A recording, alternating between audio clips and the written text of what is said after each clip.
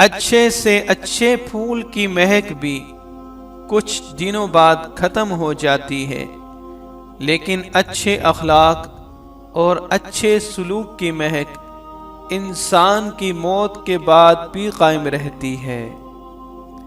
جس دن تم نے اپنے بگڑے ہوئے کاموں میں شکوے کی جگہ اللہ کی مصلحتوں پر غور کرنا شروع کر دیا تو یقین کرو تم کامیاب ہو گئے۔ وہ ان پڑھوں کا دور گزر گیا جنہوں نے پیار محبت سے زندگیاں گزار لی، اب پڑھے لکھوں کا دور ہے جنہوں نے نفرتوں کو سوا کچھ نہ سیکھا۔ ایک جگہ ایک بہت خوبصورت بات لکھی تھی کہ اگر آپ اپنے تکبر کا علاج چاہتے ہو تو اپنے ہاتھوں سے ایک مردہ نہلا کر دیکھو۔ سلف صالحین کہا کرتے تھے، آسمان سے اترنے والی سب سے انمول چیز توفیق ہے، اور زمین سے یعنی آسمان کی جانب چڑھنے والی سب سے انمول چیز اخلاص ہے۔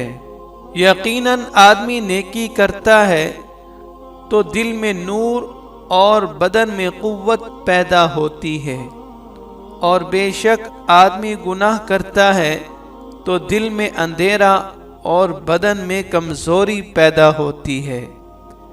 اچھی امید اور اچھا گمان ایک ایسی چھاؤں ہے جو اپنے دامن میں انسان کو پناہ دے کر مایوسی کے سمندر میں ڈوبنے سے بچاتے ہیں۔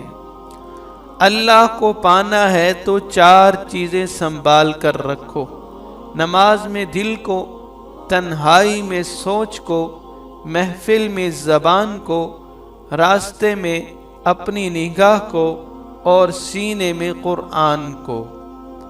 گلے شکوے زندگی سے سکون کو ختم کر دیتے ہیں۔ جو گزر گیا اسے بھول جائیں، جس نے دکھ دیا اسے معاف کر دیں، جس کو معاف نہیں کر پا رہے اس کا معاملہ اللہ پہ چھوڑ دیں، یوں آپ پرسکون ہو جائیں گے۔